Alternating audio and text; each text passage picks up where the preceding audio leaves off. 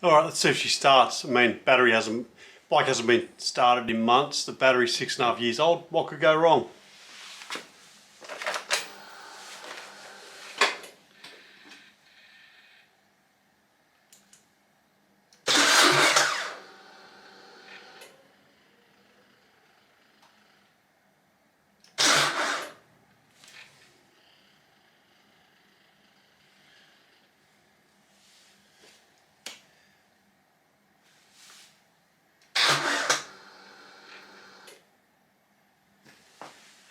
That is a dead battery.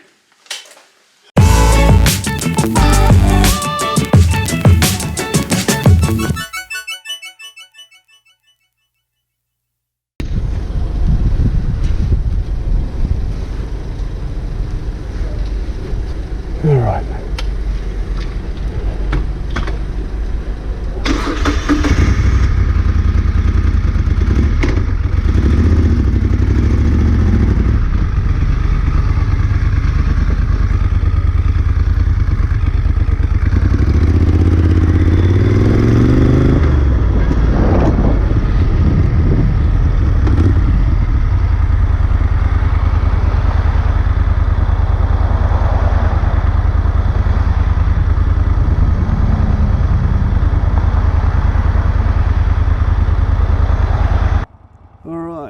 Let's get out of here. So I'll go for a lovely ride home.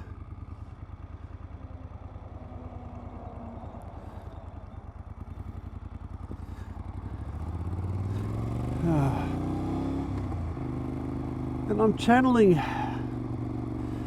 Supertramp today. I'm going to take the long way home. We'll take the long way home.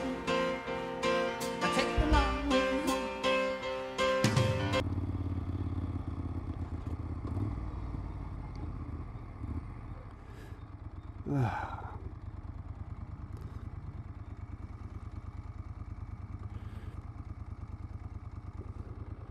Oh, I can't wait to go out riding again on this, clock up some decent miles.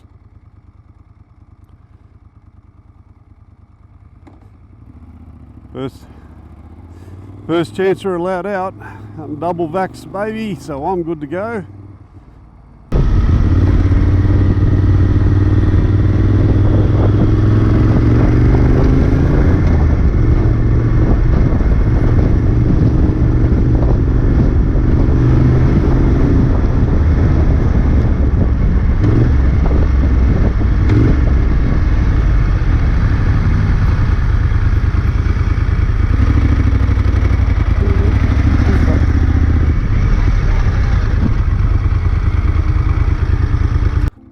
So I haven't been able to ride this for 3 months now. Like, legitimately, I could have taken it to and from work, but there's just no point riding something this size in 60 and 70 zones.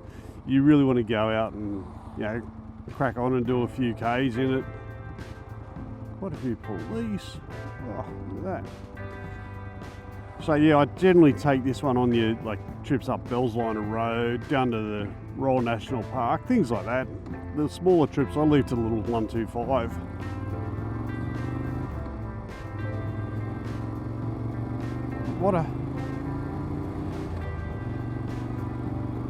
And yeah, so we can't go riding yet. The government gave no cash back on, no subsidy, you know, for not being able to use our vehicles. I wonder if people started putting claims in going, well, we're paid for rego and we couldn't use the vehicle.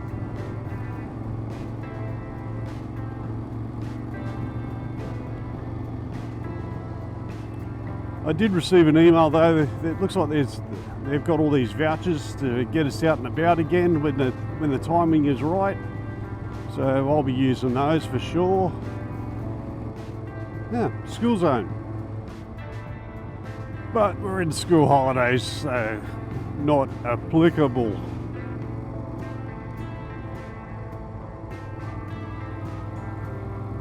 So those of you know, a few months back I was booked for 53 kilometres in a 40 zone at 5 minutes to 4, even though everywhere was in lockdown, and I was in an LJ that was severely locked down. Anyway, I paid the fine, but I did put an appeal in, and I get a response at midnight on Monday. We've had a look at your appeal, and no, we're not letting you off it. So, wasn't surprised there. You don't get in the way of a government and a dollar. But what was weird was I got the email at midnight, and I'm there. No government employee is working at midnight, so I'm just wondering, had it been I'm just wondering, had that job been sent overseas and someone from overseas is doing the reviews?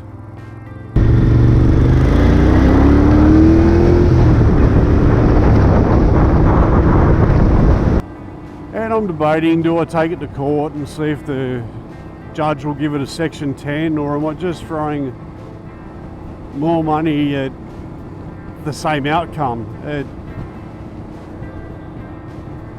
and just live with it? I don't know. Anyway, too much of a negative. I'm on the bike now. I should be having fun, not whinging about some bloody speeding fine. Do I want to stop for a coffee? I think I do.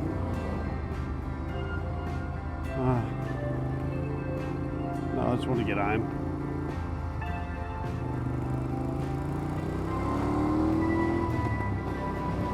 The mighty Sydney Motorsport Park, or as us older guys know it, is Eastern Creek.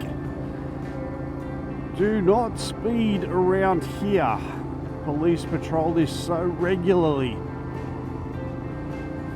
So although every ride under the sun has been cancelled at the moment, it looks like we're starting to see the light at the end of the tunnel, and hopefully that's not a train.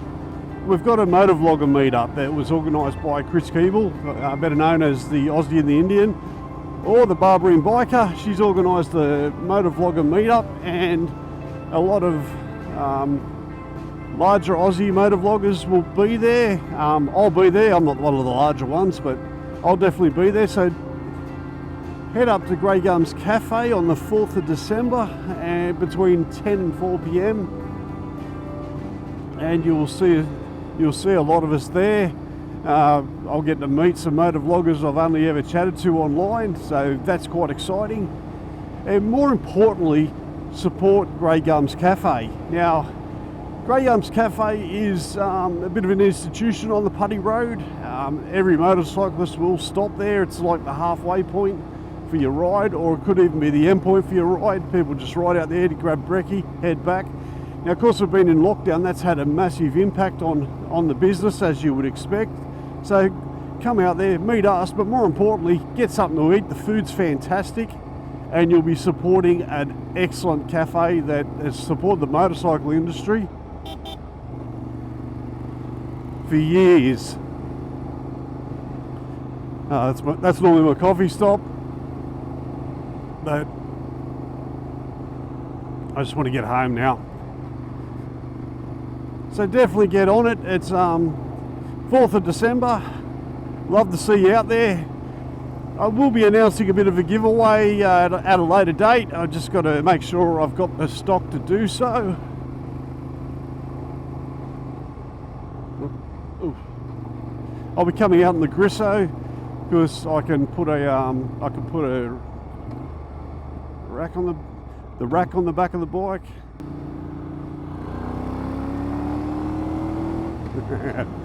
So yeah, I'd love to see you out there. Don't forget, 4th of December. Come out, and hopefully it'll be a great day out. Weather pending, of course, and COVID pending, of course.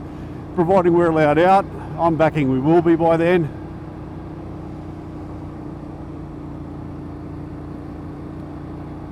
So yay, something to look forward to.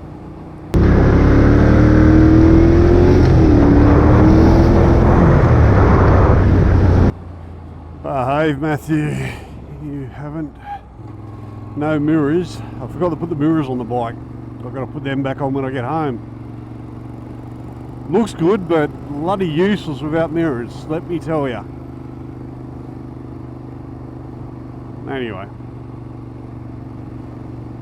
What a beautiful day. Shame I can't do more riding, but we're very limited. So, this is the other end of Ferrers Road, and if you notice there's a lot of fruit and veg being grown. So definitely worth coming out and supporting local growers, and it's putting Western Sydney parklands to good use. Out this way used to all be market gardens, all the way back that way, and now it's all industrial units. Although that was, there was market gardens maybe 40 to 50 years ago, but still, it was market gardens.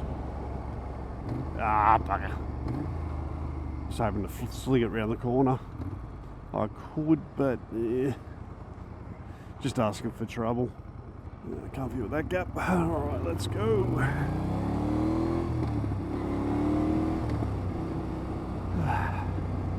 So in my last video I was having a whinge about how unfair it was how cheap bikes were in the United States. And I thought, well, I wonder how hard it is to import them, because we're meant to have all the rules relaxed on importation. It turns out they didn't relax the rules as much as I thought they were going to. In 2016 they were meant to, they dropped their $12,000 import charge for most vehicles, but then they were meant to, because we no longer have an industry here in Australia, they were meant to drop all those sort of stupid protections for an industry that doesn't exist anymore. My guess is the FCAI, that's the Federal Chamber of Automotive Industry, which is pretty much the union for car manufacturers and dealerships, has lobbied the government enough that they weren't going to make enough money. And last time there was all grey imports brought into Australia, they done a big song and dance of, oh, we're not going to support these vehicles, parts, etc. So the onus was on the guys importing them. This is back in the 90s from memory, like all these FZ R250s, CBR R250s. Honda even wised up and started importing the CBR 250, the four-cylinder bike into Australia back in the 90s. So there are some Aussie compliance ones. The rest are all classed as grey imports.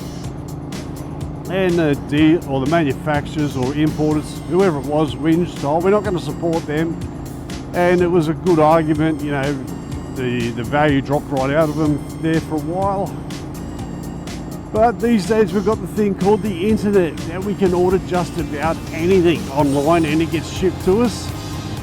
So it's sort of killed that argument, that fear of support. There's a lot of local garages that can work on these vehicles.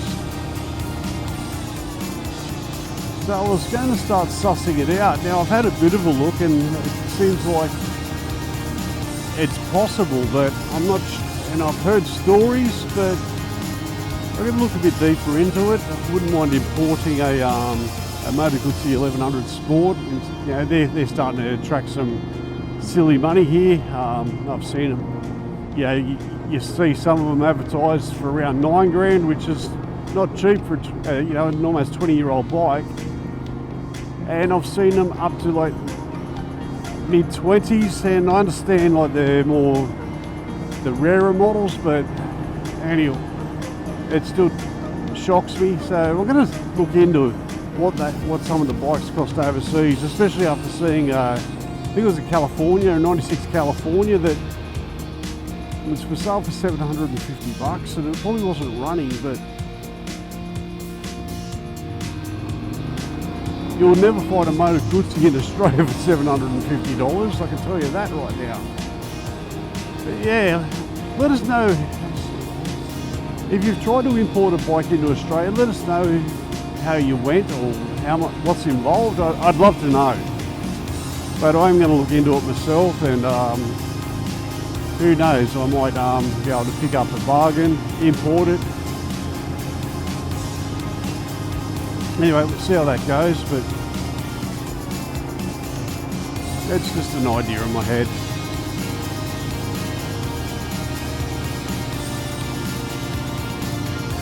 Anyway, that's pretty much it from me. Thanks very much for watching. If you found the video interesting, like, share, and don't forget to hit that subscribe button. And I'll see you on the next vid.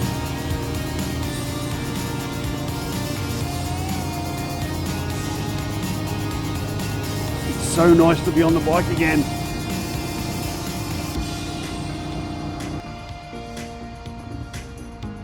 So one last thing, I never thought I used my mirrors as much on the road. I thought I always relied on my head checks. Turns out when you don't have your mirrors there, you use them more than you realise. Come dude, too fast. Alright.